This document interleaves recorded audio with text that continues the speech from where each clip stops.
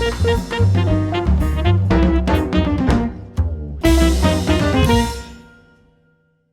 the is Franklin anyway? On Sesame Street, there was this Muppet, and his name was Roosevelt Franklin. Roosevelt Franklin! Roosevelt Franklin! Once more, somebody called me not only by my first but also by my last name. Now, Roosevelt, you... And he was the first sort of like black Muppet, and he was kind of like, I guess, Sesame Street's foray into diversity, right? Mm-hmm. And so it was Roosevelt Franklin, and there were a whole bunch of cast of characters, these little black Muppets. And so when I named the blog, which was originally called, Franklin Chronicles, when I named it after that, it was sort of like a callback to that era. And I was trying to call back to a specific point in time of like people that grew up with that era of Sesame Street. And sort of like, it's almost like a dog whistle. It'll be like, if you remember Roosevelt Franklin, then you'll sort of identify with everything I'm going through, right? And so to talk about that era also sort of like brings to mind like all those people that grew up and, went to college, got married, and now have, families and are dealing with all of that. So you stole it? Yeah, basically. Okay. Yeah. Yeah, because you said something. So that was a long way of saying I stole it. Because you said something. Please don't sue me. Yeah. Yeah. There's a funny story behind that. Like, oh, good. We could use a funny story. Yeah. So, well, maybe it's not funny, but it's interesting. So, again, we based it off the character, Roosevelt Franklin.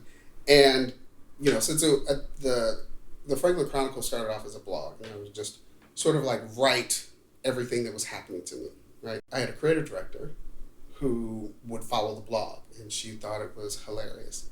Well, her good friend at the time was, I think she was like the CEO of PBS or like something, like very highly placed. I think she was like CEO of PBS or something. Yeah. So she sent her the blog and was like, look at this, isn't this hilarious? And she told me about it. Like next day, she was like, I love your blog. I sent it to my friend who runs PBS. I was like, what are you doing? Like, you're going to get me sued. She's like, no. Does she run that or the legal department? Yeah. So she saw it and it's like, oh, I think it's funny. That's fine. Right. So yeah, my disclaimer on my blog is like, I sort of talk about, where it came from, and then at the end of it, I say, please don't sue me. The history of the Franklin Chronicles. It started as a blog.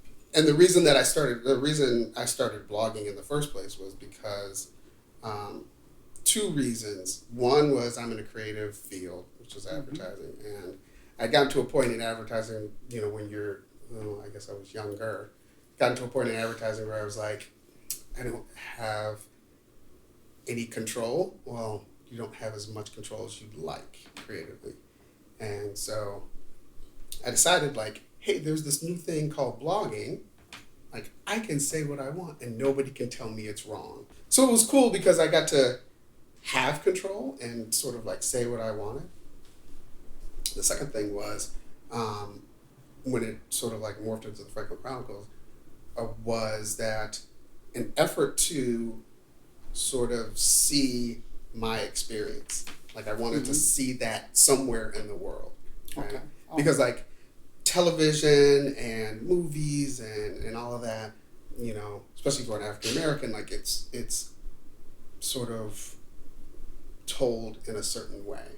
And it wasn't my experience. And I was like, somehow I gotta get out there like what I think is like my experience. And I just wanted it to exist. Like whether people saw it or not, I wasn't really concerned about, but I just wanted it to exist somewhere in the universe. So it's like, hey, I'll start a blog and just start writing all the crazy things my children do. Let's talk about what I first saw for the Franklin Chronicles, and that is Franklin Films. I think the first one I saw, posted way back in 2014, called 8 Minutes. So that was like when we did that one, it was a proof of concept actually,